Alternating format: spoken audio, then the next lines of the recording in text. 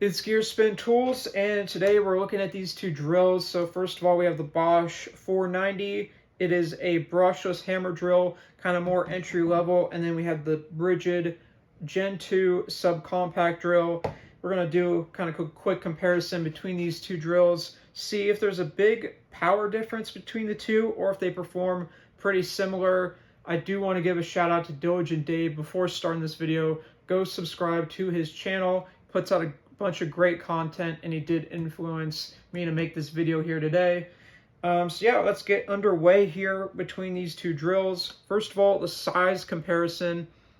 The Ridgid is a smaller drill overall. I will say both of them do feel pretty good in the hands. They're both pretty lightweight drills. I will say I think the quality will go to the Bosch, as it does have a metal chuck, and everything just feels very nice on the Bosch. But yeah, the Ridgid, we are going to run a 2 amp max output battery, give it the best chance it can have today. It does have a soft start, and we're going to run a regular 2 amp battery on the Bosch. So yeah, let's get this testing underway. Okay, here we go. We're going to start with the Bosch. We have it in speed 2, and the battery is fully charged. And once again, I'm just going to say it, the chuck feels pretty good on this model. As it's metal, it just makes it feel like a good quality drill. And it's really a pretty lightweight drill as well. So we're going to start it out with a 3/4 spade bit here to get this testing underway.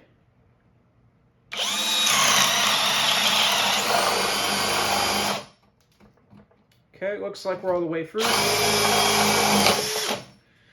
Got caught up there on the bottom. So pretty good performance there. We're going to move up to a 13/16 spade bit.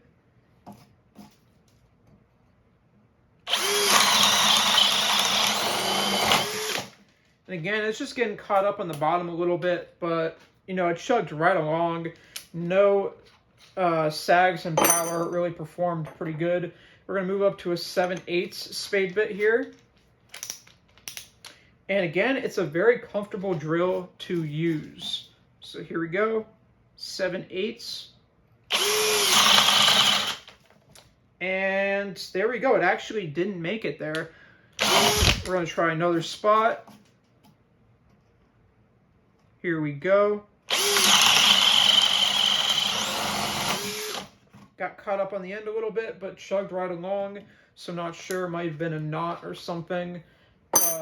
Good performance there. We're going to move up to the 1-inch spade bit, which is actually my largest one here, unfortunately. We'll do it over here.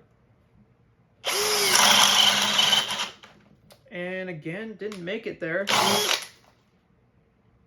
We'll go back and see if it can get through. Nope.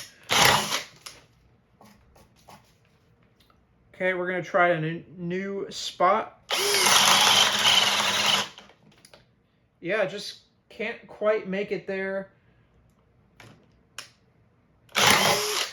In speed 2, we'll try one more time for good measure here. Again, this is the 1-inch spade bit. We're in speed 2. Yeah, not quite. It just can't get through there.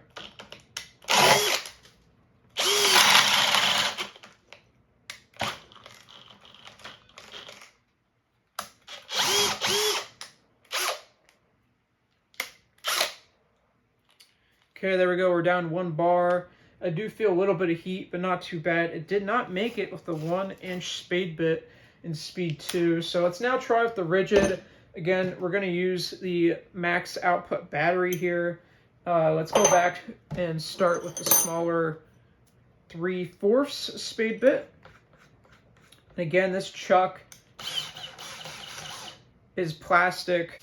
Not quite as good feeling, but it does have some tactical, you know, grip to it. So anyways, here we go. We have a 3/4 spade bit here at the Ridgid. Got caught up on the end just a little bit, but it powered right through. Plenty of power. We're going to move up to, let's see here, 13/16. Here we go.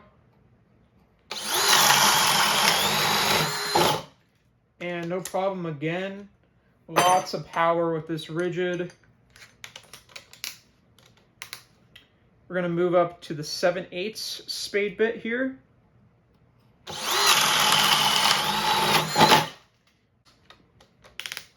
Okay, we have a 1-inch spade bit here, the Ridgid. Again, we're in speed 2 for all of these tests. All right, looks like we cracked it a little bit. Let's try a different spot. Okay, here we go. So 1-inch spade bit. We're going to retry that here.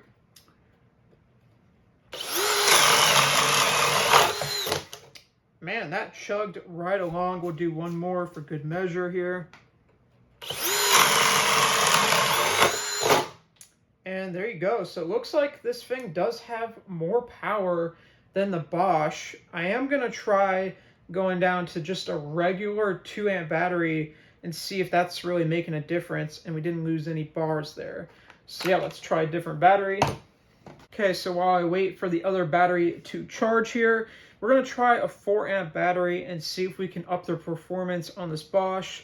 So we'll just give the Bosch with the 2-amp battery one more try before we go to the 4. So here we go.